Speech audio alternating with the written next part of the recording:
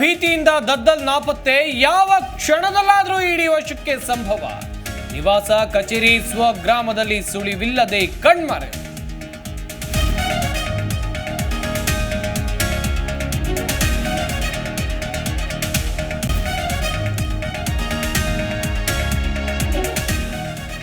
ನಾಗೇಂದ್ರ ಒಬ್ಬರೇ ಅಲ್ಲ, CM DCM ಕೂಡ ಭಾಗಿ. ವಾಲ್ಮೀಕಿ ಹಗರಣದ ಬಗ್ಗೆ ಮುಚ್ಚಿ ಹಾಕುವ ಪ್ರಯತ್ನ ಮಾಡ್ತಾ ಇದ್ದಾರೆ ಕೇಂದ್ರ ಸಚಿವ ಜೋಶಿ ಆರೋಪ.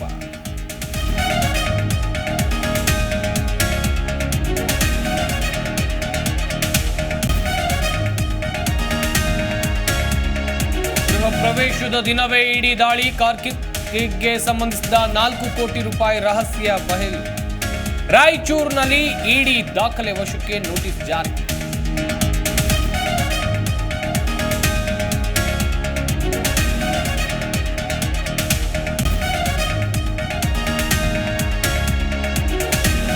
ಸಿಎಂಗೆ ನೀಡಿದ ಮನವಿ ಪತ್ರ ಕಸದಲ್ಲಿ ಪತ್ತೆ ವಿಚಾರ. ಚಾಮರಾಜನಗರದಲ್ಲಿ ಪಶುಸಂಗೋಪನಾ ಮಂತ್ರಿಗೆ ತರಾಟೆ. ಸಿಎಂ ಪರ ವೆಂಕಟೇಶ್ ಬಾಟ್.